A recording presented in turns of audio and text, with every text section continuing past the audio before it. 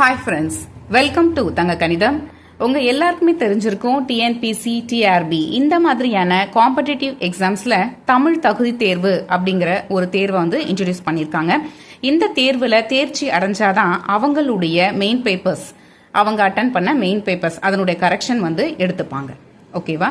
அப்போ இந்த டிஎன்பிசி அதுக்கப்புறம் டிஆர்பி இது மூலியமா நீங்க அரசாங்க பணியில சேரணும் அப்படின்னா இந்த தமிழ் தகுதி தேர்வை தேர்ச்சி அடைய வேண்டியது கட்டாயம். உங்களுக்கு பயனுள்ளதா இருக்கணும் அப்படிங்கிறதுக்காக தான் இந்த தமிழ் தகுதி தேர்வுக்கு தேவையான கொஸ்டின் அண்ட் ஆன்சர்ஸோட நான் வந்திருக்கிறேன். இப்போ இதுல ஃபர்ஸ்ட் கொஸ்டின் என்ன அப்படிங்கறத பார்ப்போம்.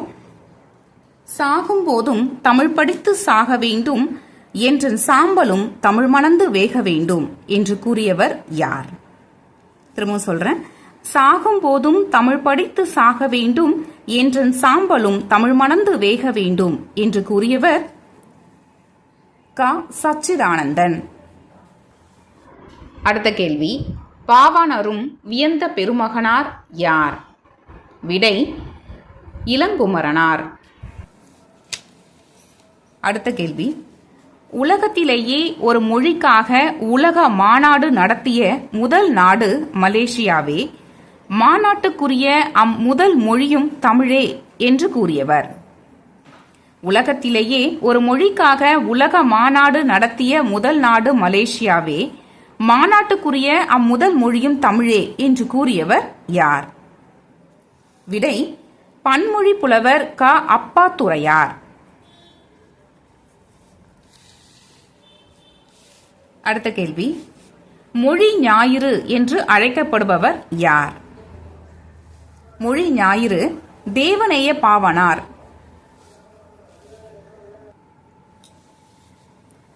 நாடும் மொழியும் நமது இரு கண்கள் என்று கூறியவர் யார்? விடை பாரதியார். சந்த கவிமணி என்று பாராட்டப்படுபவர் யார்? சந்த கவிமணி என்று பாராட்டப்படுபவர் தமிழழகனார்.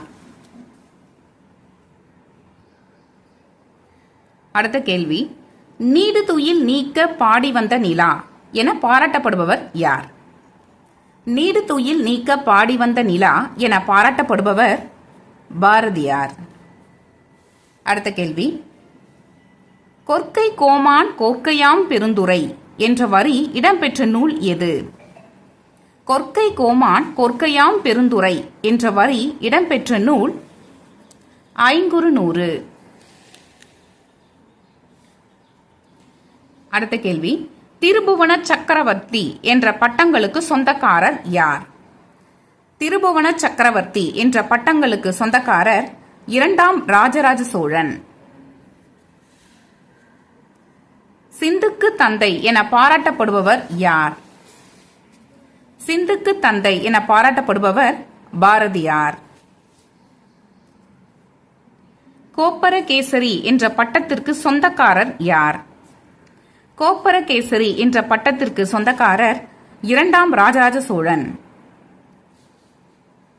1972 சாகித்ய அகாடமி விருது பெற்ற சில நேரங்களில் சில மனிதர்கள் என்ற நூலின் ஆசிரியர் யார்? 1972 சாகித்ய அகாடமி விருது பெற்ற சில நேரங்களில் சில மனிதர்கள் என்ற நூலின் ஆசிரியர் ஜெயகாந்தன். ராம அவதாரம் என்பது என்னது? ராம அவதாரம் என்பது கம்ப ராமாயணத்திற்கு கம்பர் முதலில் வைத்த பெயராகும். நாலடி 400 என அழைக்கப்படும் நூல் எது? நாலடி 400 என அழைக்கப்படும் நூல் நாலடியார்.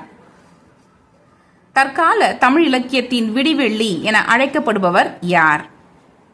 தற்கால தமிழகத்தின் விடிவெள்ளி என அழைக்கப்படுபவர் பாரதியார். பொன் ஏர் பூட்டுதல் நிகழ்வு நடக்கும் மாதம் எது? பொன் ஏர் பூட்டுதல் நிகழ்வு நடக்கும் மாதம் சித்திரை மாதம். தமிழ்ச்சிட்டு என்ற நூலின் ஆசிரியர் யார்? தமிழ்ச்சிட்டு என்ற நூலின் ஆசிரியர் பாவலரேறு பெருஞ்சித்தனார். கிராம ஊழியன் என்ற இதழின் ஆசிரியர் யார்? கிராம ஊழியன் என்ற இதழின் ஆசிரியர் கூப்பா ராஜகோபாலன்.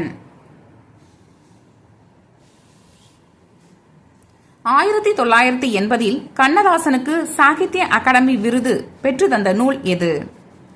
1980 கண்ணதாசனுக்கு சாகித்ய அகாடமி விருது பெற்று தந்த நூல் சேரமான் காதலி.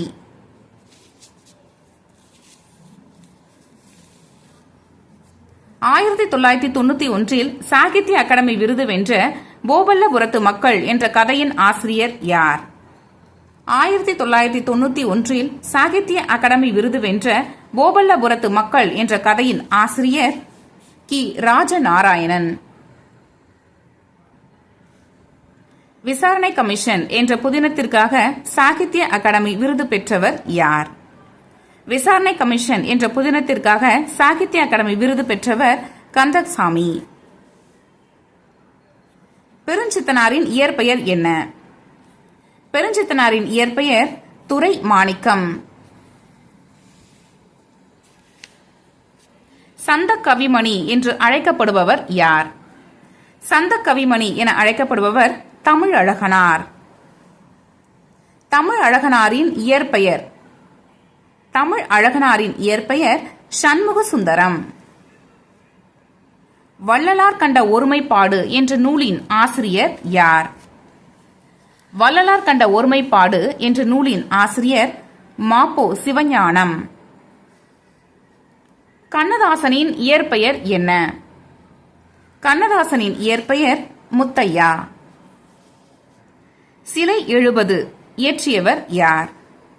சிலை 70 இயற்றியவர் கம்பர். மதுரை கலம்பகத்தின் ஆசிரியர் யார்? மதுரை கலம்பகத்தின் ஆசிரியர் குமரகுருபரர்.